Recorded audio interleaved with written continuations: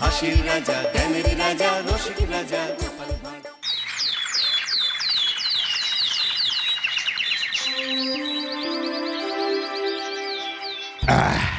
তাহলে মন্ত্রী সব কাজ ঠিকঠাক ভাবে করে এসেছো, তাই তো? আগে মহারাজ, আমি কোন কাজটা ঠিকঠাক করে করি না আপনি বলুন। আমি শুধু আপনাকে ওই কোষাগার থেকে মোহর সরানোর কাজটাই খুব ভালোভাবে করতে দেখেছি মন্ত্রী মশাই। আর বাকি সব কাজে তো আপনি লবডঙ্কা। গোপাল, মুখ সামলে কথা বলো, হ্যাঁ? বেশি বাড়াবাড়ি করো না। কি বলতে চাইছেন মন্ত্রী মশাই? বাড়াবাড়ি করলে মারামারি হয়ে যাবে? আচ্ছা, হয়েছে হয়েছে, অনেক হয়েছে, সকলে এইবারে থামো। ঝগড়াঝাটি বন্ধ হোক, এমনিতেই খুব গরম। বলছি কি, যা গরম পড়েছে এইখানে তো থাকাটাই দায় হয়ে যাচ্ছে। উফ, আর যে পেরে উঠছি না। মনে হয় আপাতত এখান থেকে কদিনের জন্য। মহারাজ, বাইরে রাজ্যের প্রজারা জড়ো হয়েছে, সকলে মিলে বিক্ষোভ করছে। একবার শিগগির আসুন মহারাজ, নইলে সাংঘাতিক কিছু একটা ঘটে যাবে। কি হলো? আবারও কোনো সমস্যা হলো নাকি? আমাদের রাজ্যের প্রজারা তো যথেষ্ট বোঝদার, তারা তো এমনি এমনি ঝামেলা ঝঞ্ঝাট সৃষ্টি করার মানুষ নয়। গোপাল, চলো গিয়ে দেখি।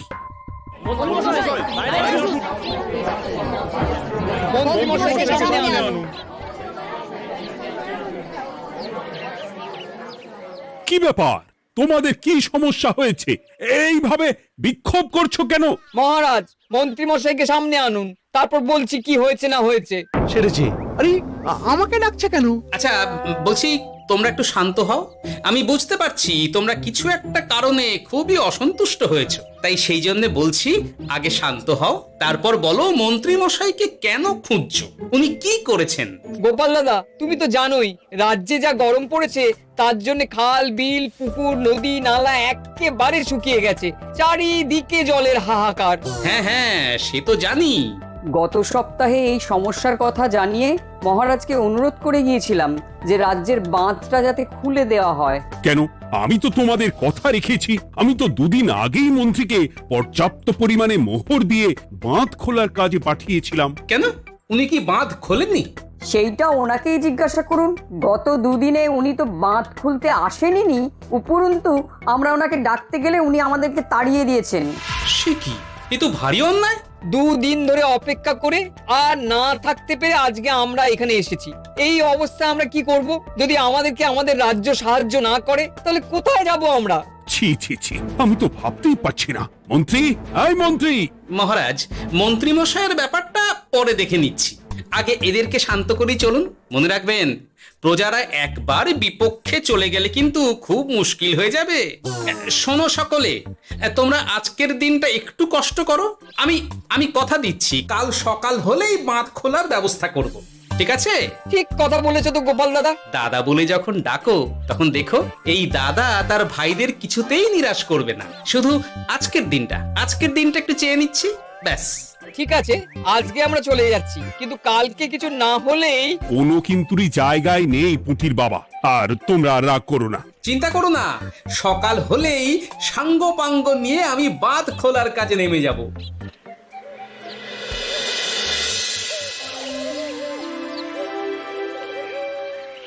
ছি ছি মন্ত্রী, তুমি এইভাবে আমায় মিথ্যে বললে?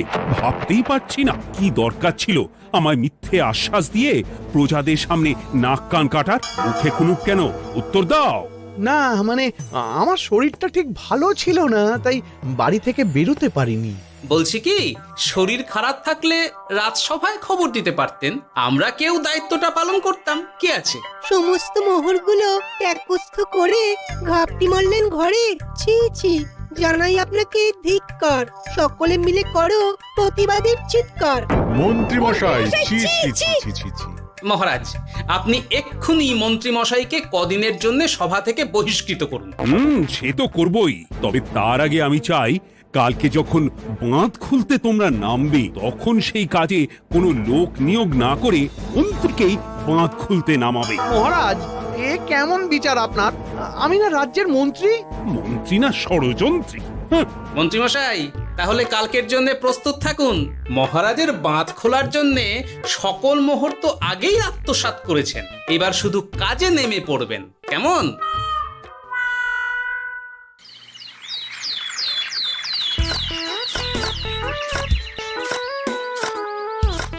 গোপাল এইবারে ছেড়ে দাও, আর পাচ্ছি না।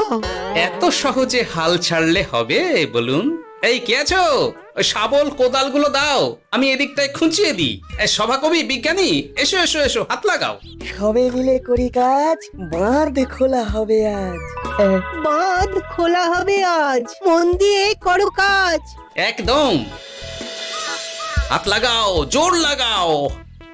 গোপাল দাদা, সভাকবি, বিজ্ঞানী দাদা আর আর বাকি দাদা ভাইরা আসুন আসুন, সকলে একটু শরবত খান। আমাকেও একটু শরবত দাও। মোহরগুলো খেয়েও তৃষ্ণা মেটেনি বুঝি? বাঁধ এক্ষুনি খুলবে, প্রজাদের সব জ্বালা জুড়বে। বাঁধ খুলে গেছে। আমাকে বাঁচাও, আমাকে বাঁচাও। কোনো সময় ভুল করলে নিজেই সেই ভুল শুধরে আবার ফিরতে হয়। আপনিও তাই করুন মন্ত্রী মশাই, নিজে নিজেই উঠে আসুন। চলো সকলে।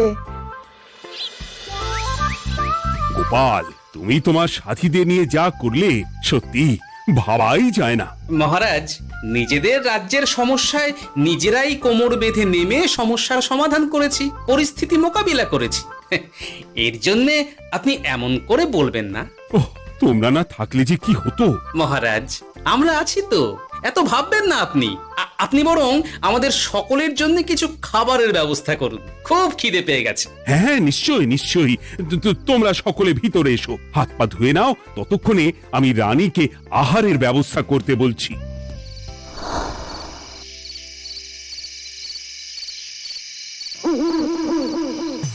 ওমা গো, ওমা বাঁচাও, কি শরীর খারাপ তাই না লাগছে গো। একে গিন্নি, বাবারে, কি হয়েছেটা কি? তুমি এইভাবে এখানে শুয়ে কাতরাচ্ছ কেন? বলি তুমি এসেছো? হ্যাঁ, এই তো আমি চলে এসেছি। কি হয়েছে গিন্নি? তোমার কোথায় কষ্ট হচ্ছে? গরমে হাঁসফাঁস করছি গো, পারছি না। রান্না করতে গিয়ে খুব বাজে অবস্থা হয়ে গেছে গো, এই থেকে এইখানে পড়ে পড়ে গড়াচ্ছি। ঠিক আছে, আজ আর রান্না করতে হবে না গিন্নি, আমি রাজবাড়ি থেকে খেয়ে এসেছি। বাহ, নিজে খেয়ে এসেছো বলে আর রান্না করতে হবে না বলে দিলে? এদিকে রাত্রে আমি খাবো কি, সে খেয়াল আছে? হ্যাঁ হ্যাঁ, খেয়াল আছে, খেয়াল আছে। যাও, আমার জন্য রান্না চাপাও আর একটু জল দাও। দেখো, এত গরম পড়ে কৃষ্ণনগরের অবস্থা শোচনীয় হয়ে গেছে। বয়স্ক লোকেরা কোনো কাজই করতে পারছে না। সত্যি তো, এই গরমে রান্না করাটা খুবই কঠিন গিন্নি। কি বললে? আমি বয়স্ক লোক? আমার বয়স হয়ে গেছে, তাহলে নিজে কি? না না গিন্নি, আমি তোমায় কিছু বলিনি। আমি গোটা কৃষ্ণনগরের সাধারণ বয়স্কাদের উদ্দেশ্যেই কথাটা বললাম। তোমার তো বয়স হয়েছে বলে মনেই হয় না গিন্নি। ও তাই বলো?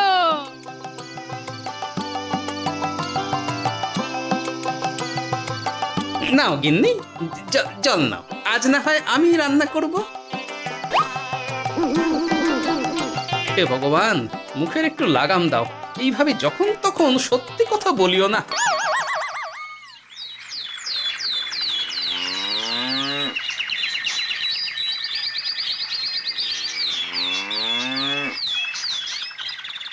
গোপাল দাদা, ও গোপাল দাদা, একবারটি বাইরে এসো, মহারাজ জরুরি তলব করেছেন। আবার কি হলো গোপাল দাদা, গিন্নি? একবার ও বাইরে গোপাল গিয়ে দাদা। দেখে আসি, বুঝলে? পেয়াদা এসে অনেকক্ষণ থেকে ডাকছে। গোপাল দাদা, আচ্ছা, গিয়ে গোপাল দেখো। দাদা, ও গোপাল দাদা, গোপাল দাদা, ও গোপাল দাদা, আরে তুমি এক্ষুনি একবার প্রাসাদে চলো, রানীমার খুব শরীর খারাপ করেছে, মহারাজ তোমাকে খবর দিতে বললেন। ঠিক আছে, তুমি যাও, আমি আসছি।